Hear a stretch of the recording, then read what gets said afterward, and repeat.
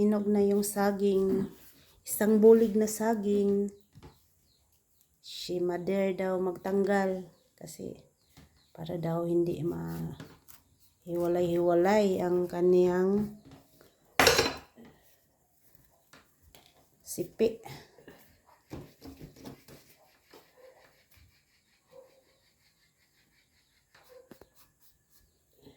Itong saging guys, nung isang araw lang to pinutol sa puno at ngayon hinog na lahat.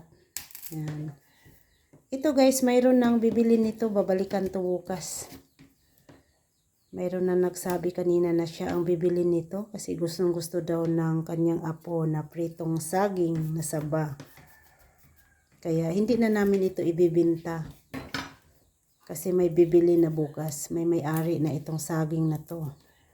Masarap to guys kasi hinog talaga sa puno.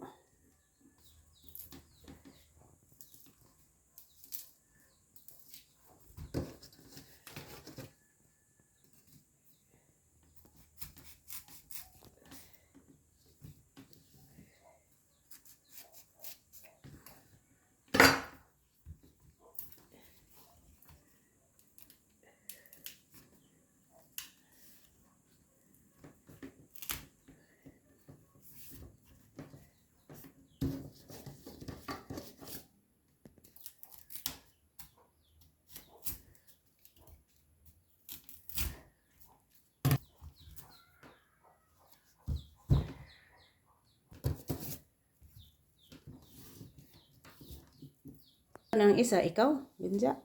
Ang ikaw.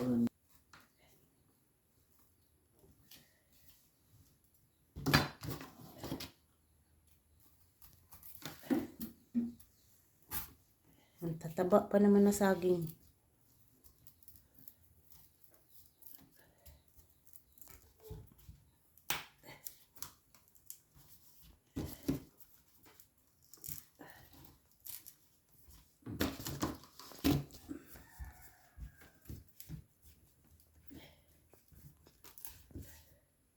Wow, pretty. Napaka-pretty ng saging na to. Ang taba pa oh. Grabe, ang taba. Ang taba ng saging.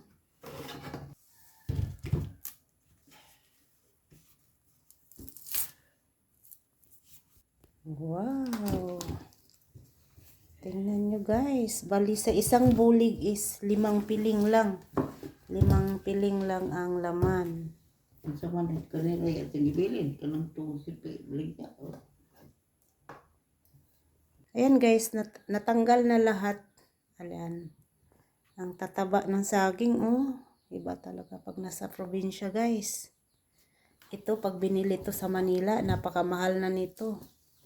Dahil ito, talagang siksik ang laman nito. Siksik ang laman nito guys, tapos napakatamis pa. Dahil hinog sa puno na siya. Hindi kasi kami nagpipitas kung hindi pa mahinugan. Kasi mas masarap ang saging pag pinitas mo may hinog na. Yan, ang tataba. Ang tataba.